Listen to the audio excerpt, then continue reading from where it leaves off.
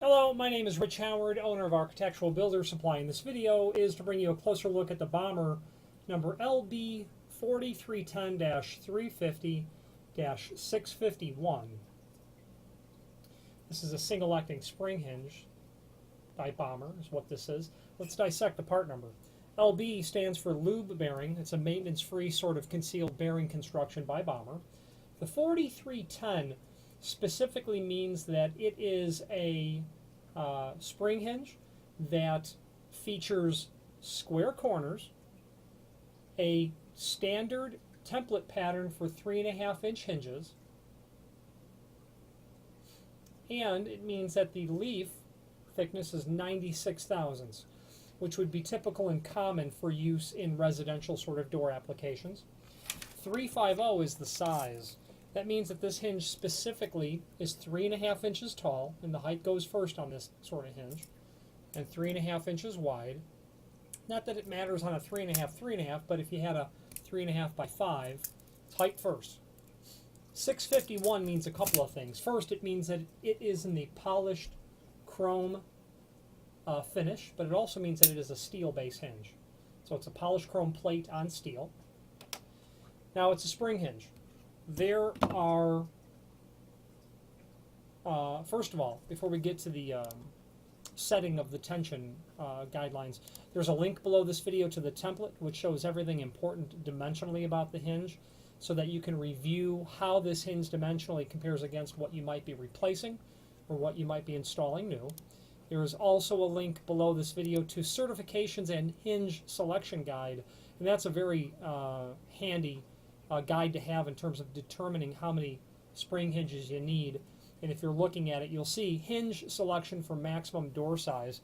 You'll see that there's a reference to having 2 or 3 hinges depending on the size and the weight. Spring hinges and butt hinges, you can mix and match this LB4310 with a typical 3.5-inch hinge because it's compatible with the vertical axis of pivoting of a standard 3.5-inch hinge. If you have any questions on that, feel free to reach out to us. It's all very straightforward.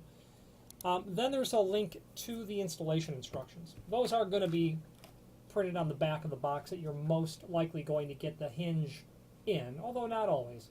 If you don't, there's a link back on the page. And let's go over the installation instructions now. So the bottom line is this. This hinge has different ends. This is the tension collar that you see here with the holes. The bottom doesn't have it. Okay. Now you can use this on either right hand or left hand doors. If you've got the tension collar pointed up, it's okay, no problem. To set the tension after you've got the door installed, you're going to use the included, oh there it is, steel tension rod that comes with it. And then you're going to get a tension pin, that silver pin that you see there. This order happens to have 2 hinges on it, so there's 2 of them. Okay, so the tension is set.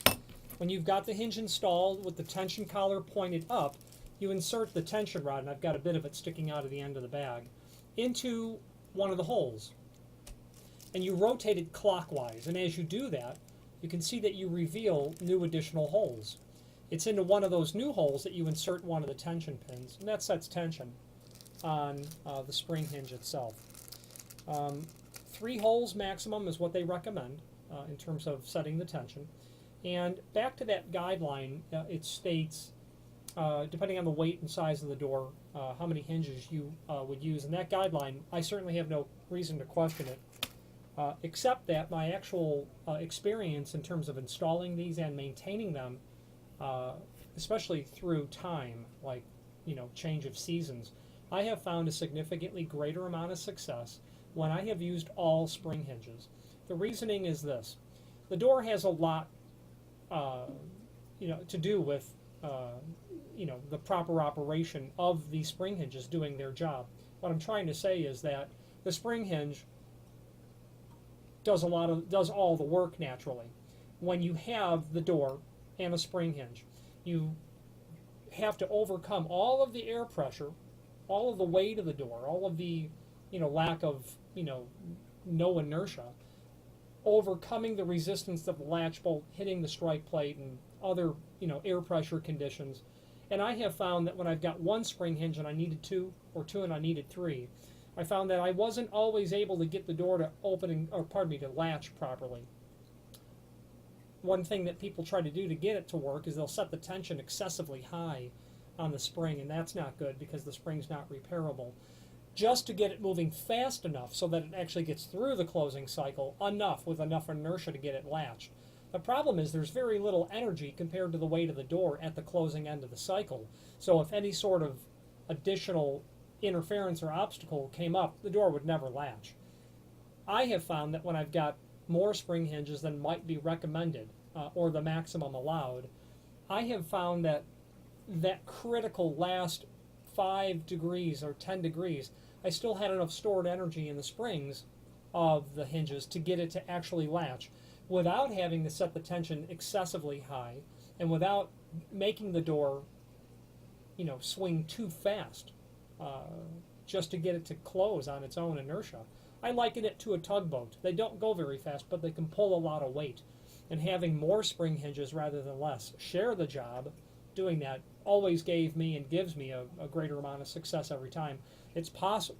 It's not likely with a 3.5 inch hinge that it's a fire rated door, but if you're installing spring hinges on a fire rated door, you are required that the door be self-closing and self-latching.